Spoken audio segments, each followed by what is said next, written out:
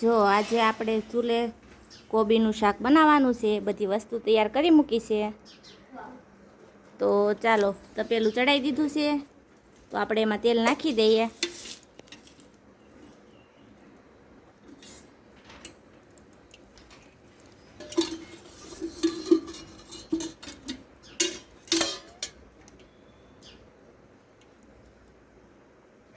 તેલ નાખી દીધું છે। હવે તેલ આવી જાય પછી એમાં રાઈ નાખી દઈશું। જો આપણું તેલ આવી ગયું છે, આપણે એમાં નાખી દઈશું રાઈ,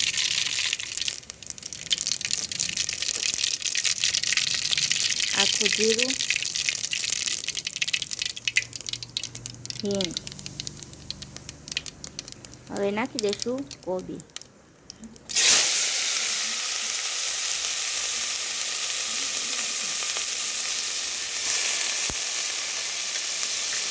જો હવે આપણે એને હલાવી લીધું છે, હવે એને ઢાંકી દઈશું થોડીક।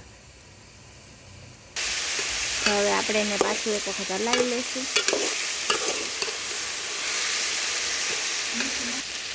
જો હવે આપણે એમાં સ્વાદ પ્રમાણે મીઠું નાખી દઈશું, પછી એને હલાવી લઈશું। પછી પાછું એને ઢાંકી દેવાનું ચડવા માટે। જો એને આવી રીતના હલાવતું રહેવાનું। જો આપણી કોબી સડી ગઈ છે, એમાં આપણે નાખી દઈશું ટમેટાં, પછી એને હલાવી લઈશું। જો હલાવીને એને પાછું ઢાંકી દેવાનું।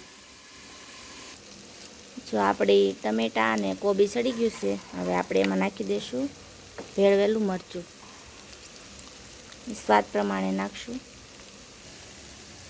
હવે નાખી દઈશું હળદર,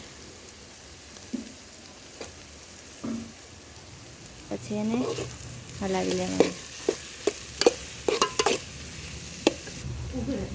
જો હવે ધાણા જીરું નાખી દઈશું।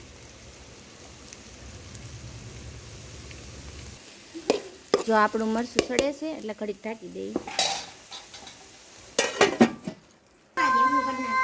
જો આપણું શાક સડી ગયું છે, હવે આપણે એને ઉતારી લઈએ।